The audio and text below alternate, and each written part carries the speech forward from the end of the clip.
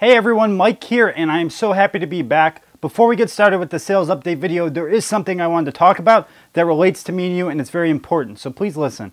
About a month and a half ago, I created OnlineSellersUnite.com. That's going to be a place where there's a bunch of free information that you can learn, but it won't be in the video format. It'll be in some kind of article-based or maybe picture-based walkthroughs and information that you guys can learn in another format that I could work on my free time. However, I haven't been active over there due to Christmas and Black Friday, but I did post our first article today, and I think it's a really good one, and it's a really good topic. It's about why people don't take resellers or entrepreneurship that serious, and they don't look at it as a real or hard job. And I think this is a serious issue. I can't tell you how many times over the last few years I've been told, why don't you get a real job? And because of this, I think it sparks quite the discussion, and I'd appreciate it if you take the time to go over there, read the article, and comment and join the conversation. I put a lot of work into it, and I'm going to continue to put a lot of work into the website. So if you want to sign up on the left, you can put your email in, and you'll get notified every time I post an article. Again, I appreciate all the support, but let's get into the sales for Q4 this year. The first item we have up is Windy Every Which Way, and this is a Game Boy Color game.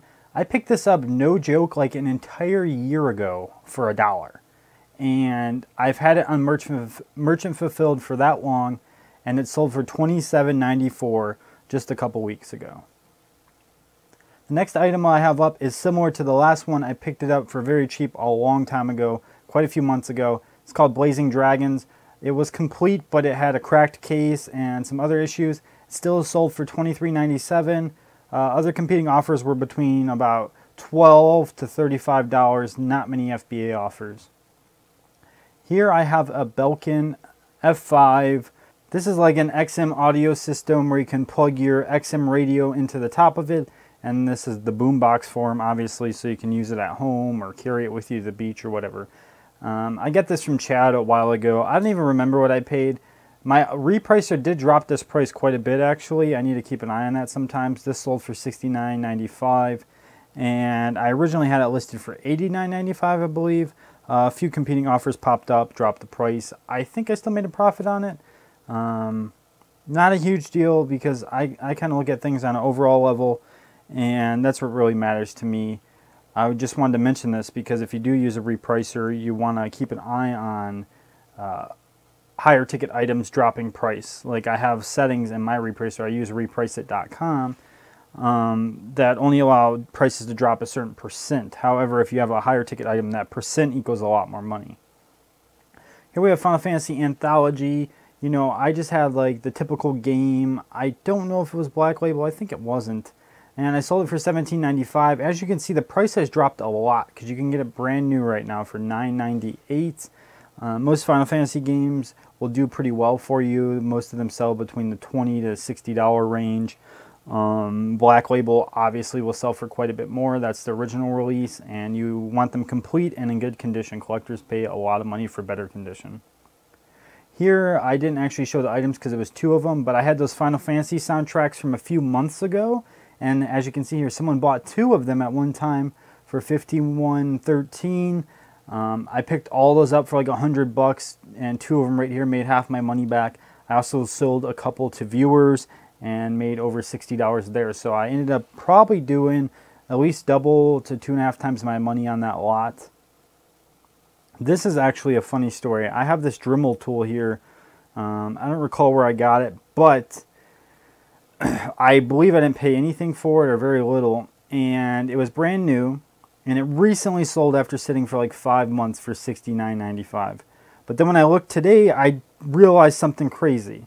The department store Sears purchased the item from me on Amazon because they ran out of stock.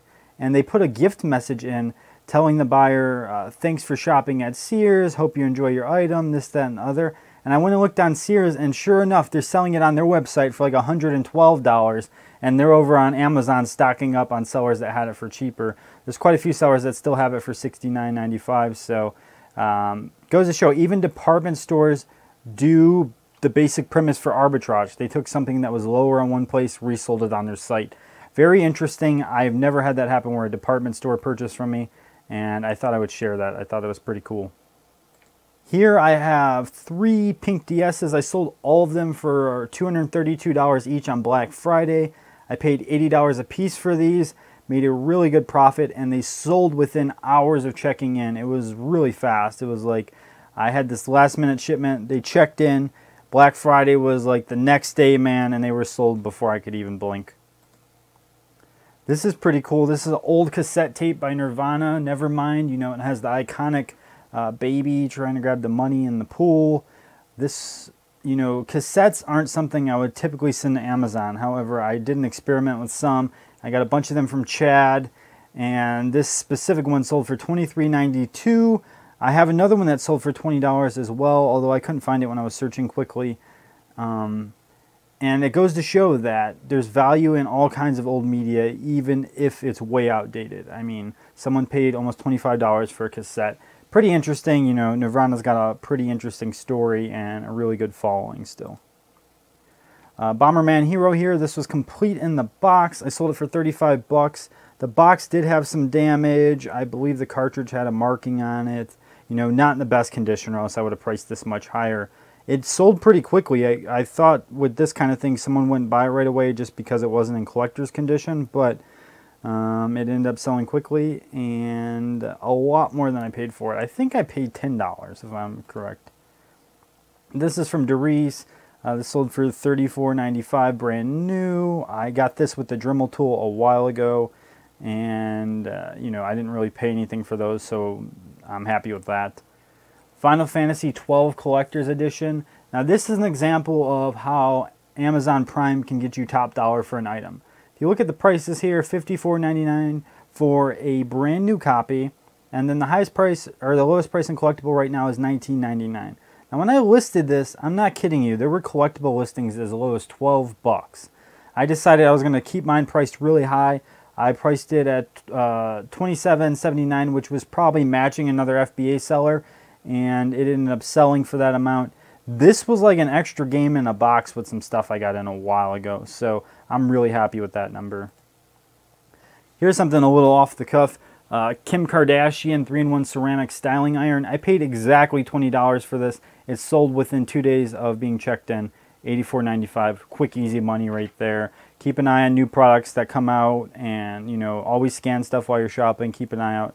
I know a lot of people assume I just sell video games. I do all kinds of different stuff.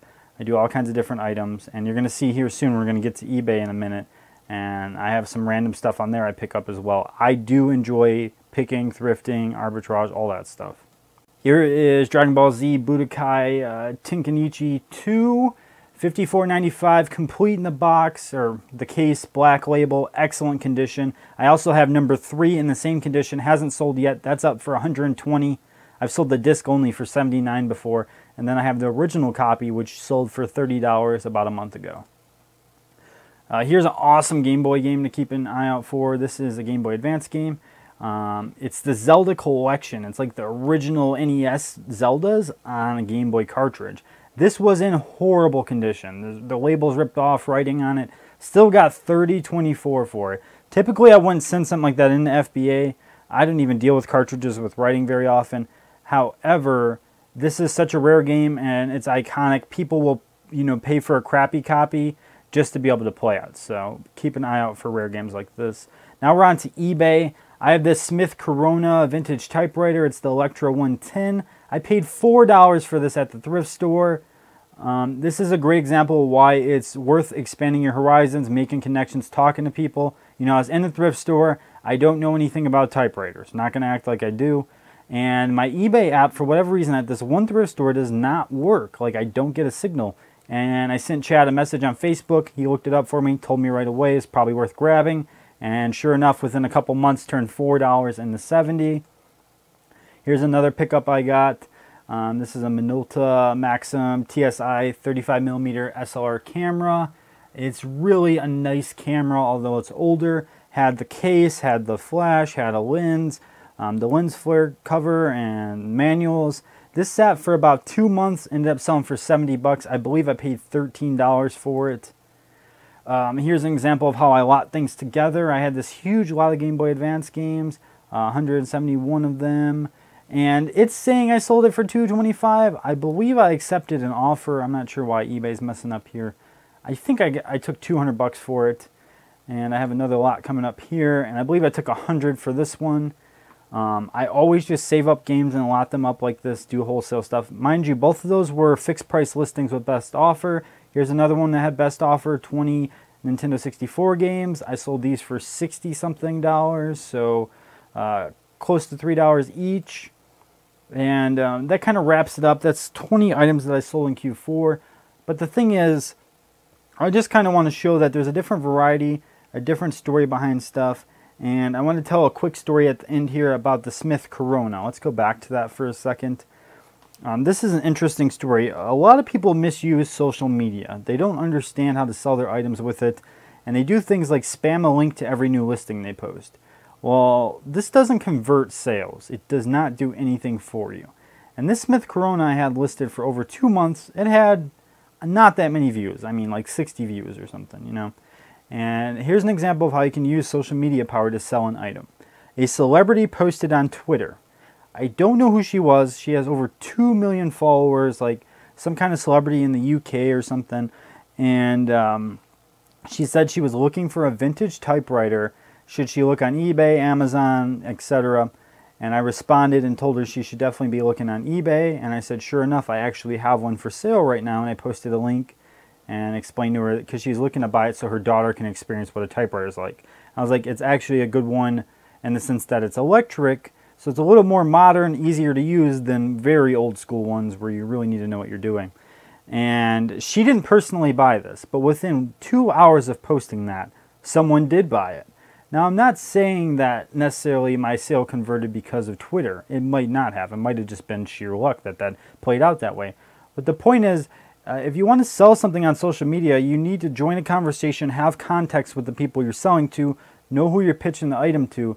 Spamming a link does not sell an item. Very rarely have I ever seen anyone post a link of something I'm interested in on Facebook, and never do I click through it because I can't stand when people are spamming. If you want to sell products, create some kind of context, talk to people, join people of a similar community, join groups that people are looking for specific video games, and then you have the item, you can convert the sale. Don't spam your items. That's not how social media works.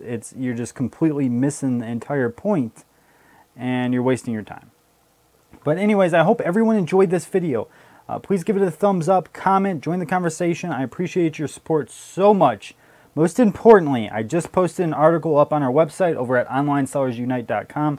I would appreciate so much if you take the time to read it, comment, and let me know your thoughts. It's about why entrepreneurs and resellers aren't taken seriously by a lot of other working class individuals, and they say things like, get a real job. And I think this is an interesting topic, something I wanted to discuss. There was a huge debate about it in the UK sellers group just a few weeks ago. So I hope you all enjoy. I hope you get to read that, and I'll see you very soon. Have an awesome day.